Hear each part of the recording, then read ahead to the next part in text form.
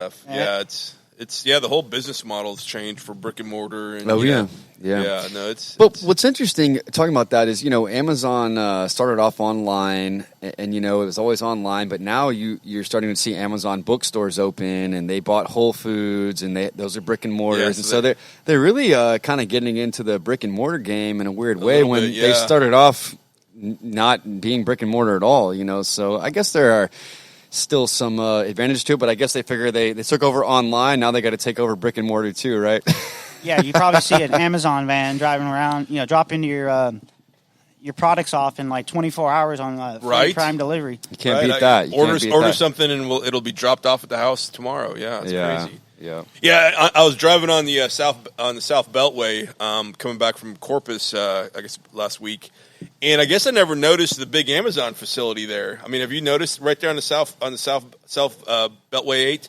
And there must have been 3,000 Amazon vans there, but there was probably 6,000 empty spots for all the ones that were out delivering right now. I mean, it's just, It used to be capital like I said, it's Amazon's world. We're all just living in it, man. Used to be FedEx or UPS. Now it's Amazon. I have a cousin that works for Amazon in Colorado. They have an Amazon facility in League City. They're opening an Amazon facility in Lamarck. And these are not small facilities, and League City and Lamarck aren't even that far apart. So that, if you kind of understand, there's Amazon facilities all over Houston, all over the country. True. And shout out to all those listening to us on Amazon Music right now. Yeah. Hopefully they don't shut us down. Actually, and you can ask Alexa, play Weekends on the Water. So all right, yeah, I like that. Yeah, I used to have to say play Weekends in the Water on iHeartRadio, but now I think because we're now on Amazon, so I think actually it works, which is very cool. Yeah, so it's Amazon's world, man. Bringing back a flashback, I remember Amazon used to only have books. Right. Books exactly. online. Yeah, they've come a long way. And it went digital books, and now they pretty much sell everything. Man, you could be an entrepreneur. They sell rides to space. Now they do.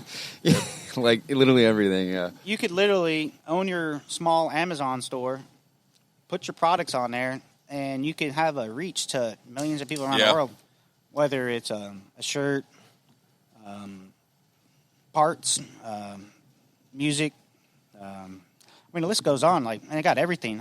It would take you all day just to go through. It's crazy. Yeah, I think it used to be more of an eBay platform, right? That was more like the side business or the eBay thing. But now I think, like you said, it's everybody's kind of on that Amazon platform. Well, and now with Amazon, the Guitar Strings and Sailboat Things book that I gave you, right? The book that I authored, with Mark Board. Yeah, of course, which was one of our first guests and amazing. That's our only guest that's played music on the show? Yeah, I think so. Wow, literally, so far, but anyway, that book, and I guess I should say what the book is about. So a couple of years ago, 3 band leaders from different bands here in the area, the Shark Attack, Cassette Tape, and it was going to be, the other one was going to be, I forgot the third band, but he actually had to back out, so another musician went. They formed a band called The Crew. They shipped off from Cabo, and they performed like 30 shows in 35 days all along the Texas coast by sailboat. They got to all the shows from here to Corpus by sailboat. Wow, that's waterfront venues, park the boat. Yeah, literally all along Port Lavaca and Corpus and Galveston and what a nice Sargent, tour. Texas. Yeah, a tour by boat. We call it Guitar String. We did a book. We actually published a book. So we published it and it sold out the first 4 runs. Now we're about to do our most recent run, and now Amazon's going to print it for us. Nice. So it's going to be sold through Amazon, print by demand by Amazon.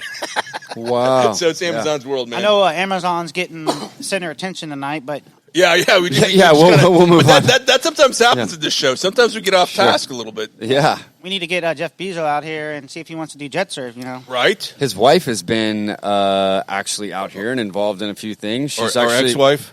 I'm right, his ex-wife. I'm so sorry. Yeah. I think that broke a record back when the divorce settlement or something back in the day. Yeah. That must have been hard, your whole family's in the business and then you got to part ways and then still serve all your customers. Yeah, around the world. She's rented out BSR Cable Park a few times for the surfers out there, and so she's rented out the whole facility. And it's normally a couple $100, I think, just for one run. So you imagine they do a couple 100 runs a day. I think it costs about $100,000 to get it for the day. Wow. They make money there, but she also gives back to the community. She's been a big donator and benefactor for the local school system.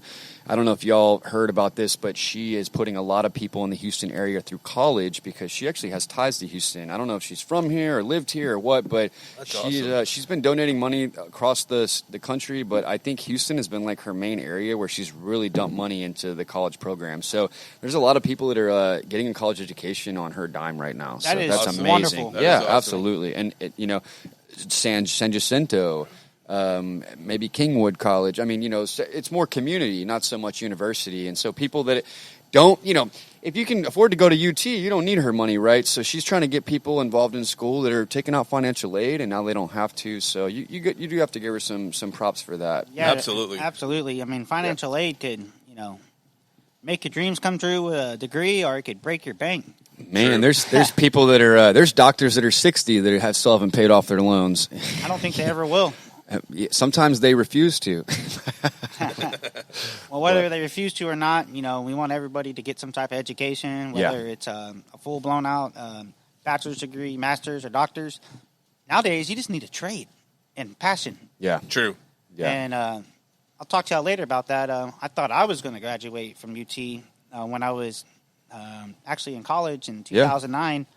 I was I moved out to Austin, Texas, to take my education to ACC. I mean, I loved San Jac, but I don't know if y'all remember 2008, Hurricane Ike tore up this whole Clear Lake area. That's did, true. yeah. And actually hurt my passion, my business. I was personal training, 24-hour fitness, and then I had private clients out here on the lake, and they had beautiful homes, nice gyms, and, when you're in a catastrophic injury or situation, you got to cut back on something so you can, move forward. And one of those things is, maybe a $60 or $80 personal training session. So I had some friends that moved out to Austin. The rest of my buddies that graduated from Clear Lake High School and Brook and Clear Creek and, basically anybody from Houston. A lot of people stormed to go to Austin. I mean, it's like the California of Texas. Right. Yeah, that was even a popular move back in the early '90s. I had a lot of friends. Obviously a lot that went to UT, but then a lot that went to ACC to with the hopes of getting to UT eventually. Yeah, and just the hopes of getting away from Clear Lake. It's funny, you always I guess you always want to get away from where you grew up. Or there's a natural tendency to want that, but then you got to kind of realize, man, where I grew up is pretty awesome. And I didn't realize it until I moved back. People about 10 years after graduating. Yeah, so some places they move away and never come back. What's beautiful about this area is they do take a break. They want a little change, but they always gravitate back to the Bay Area. I think so. Right here. We're in Clear really Lake. blessed to have everything right here. I mean, we're 17 minutes from downtown. Yeah, 15 minutes from Galveston. I know we don't have the prettiest water, but, man, Galveston Bay and, Clear Lake, I couldn't imagine. We can't all live in Tahiti, so, yeah. But you know what? I think it's time for a little vacation. Right. Well, I mean, a lot of people do staycations here, Call the water what you want, but, I mean, people come from all over the country to funnel down to Galveston. Basically, if you're in Central America, you go to Galveston or Padre, and if you're, on the East Coast or West Coast, you go to East Coast or West Coast, but honestly, there is so many millions of people that funnel down to Galveston. So much vast history, and just Galveston is really an amazing city, and a lot of people, know about that.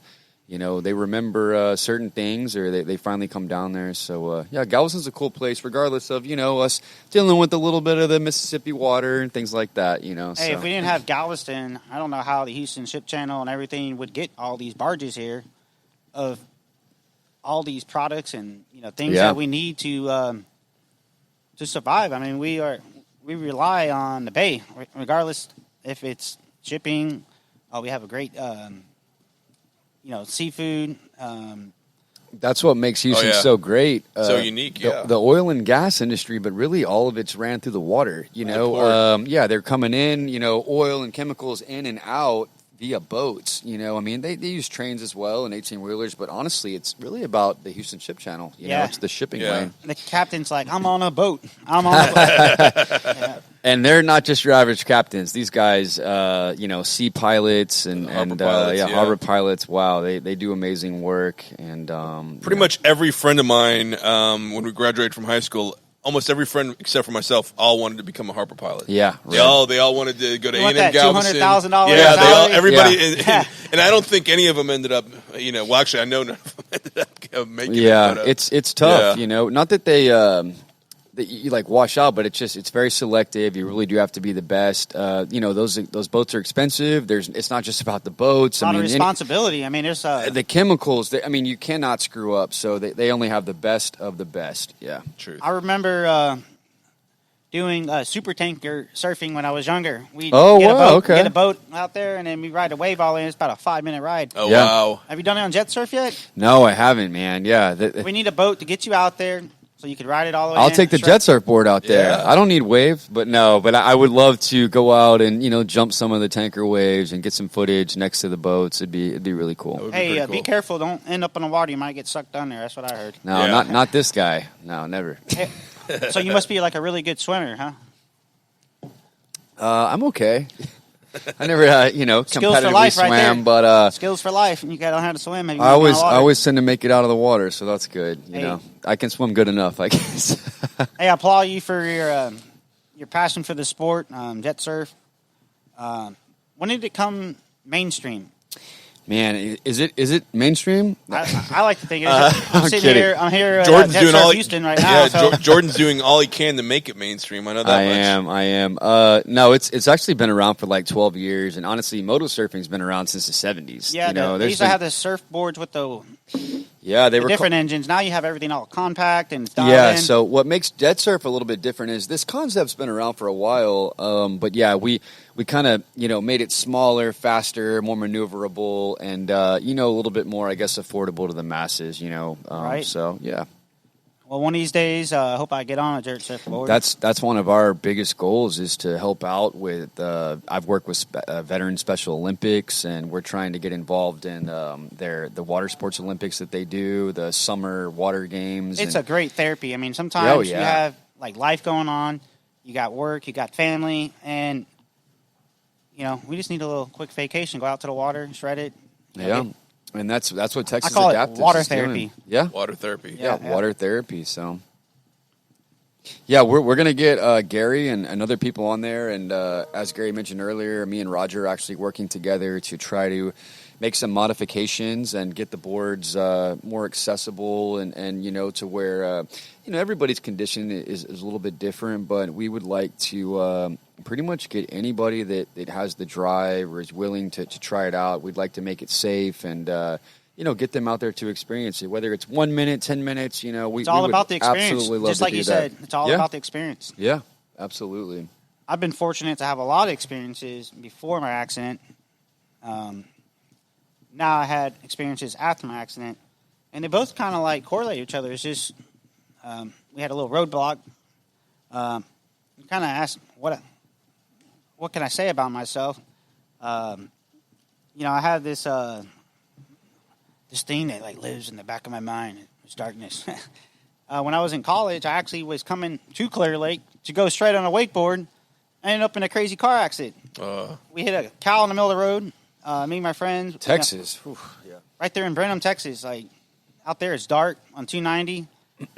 Some cows got loose. I guess they didn't want to, you know, get slaughtered by their owner. Or milked. Yeah, so there was a cow laying in the road. Me and my buddies are coming home. I think it was about 11 o'clock.